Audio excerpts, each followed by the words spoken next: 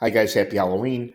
This is just a quick little story about some of the government witnesses, rats, snitches, informants that I've seen testify against some of the defendants. Most of these government witnesses are credible in court because they have a lot of information, a lot of detail. However, there's also a few that I believe have perjured themselves and lie in the stand. So I'm not sure if I was a jury if I would have found them totally credible.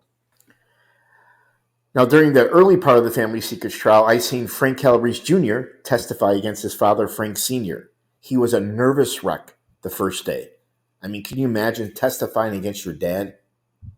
Frank Calabrese was glaring at him, smiling, trying to intimidate him. I also sat next to Kirk Calabrese, the younger one in the courtroom.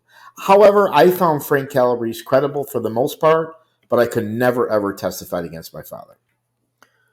This guy was brutal, Vincent Dublino. He testified against Mike Sarno. He was a competitor of Sarno's in the video poker machine business. He was warned many times to get his machines out. He wouldn't back down. He said on the stand that Mark Polkman and another outlaw motorcycle gang member came into his business and destroyed it, trashed up the place.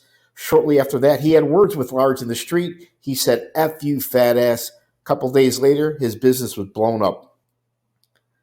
Now, this clown had the whole courtroom laughing. He testified in the family secrets trial, Bobby the Beak, when all the burglars were getting killed. A lot of them were his friends after the Accardo break-in. This guy took a lie detector's test to prove he wasn't one of the burglars.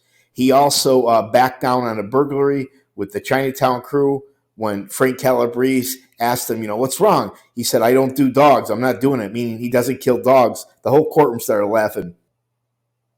Here's Bob Cooley, corrupt cop, corrupt lawyer, got in big debt to John No-Nos DeFranzo, Marco D'Amico, and several other outfit guys for his degenerate gambling habits.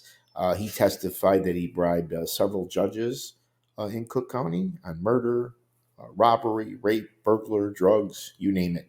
I did not find this guy credible, and in order to stay out of prison, he snitched. Now, we all know this guy. I will never, ever forget seeing Nick Calabrese testifying the stand for weeks in his gray, in his blue jumpsuits, very calm. Never once would look over at his brother.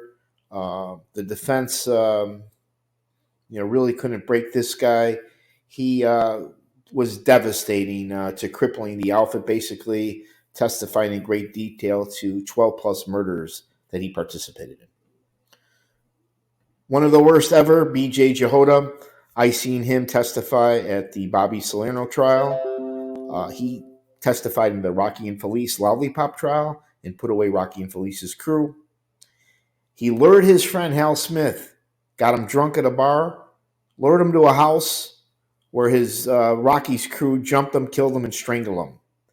It was his lies that convicted Bobby Salerno. It was probably the worst human being I've ever seen. I'd rather hang out with O.J. Simpson and Osama bin Laden. Here's Lenny Patrick. He's the government star witness. He put away Gus Alex.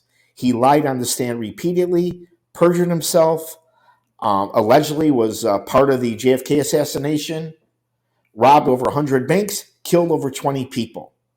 He testified he was giving Gus Alex kickback money.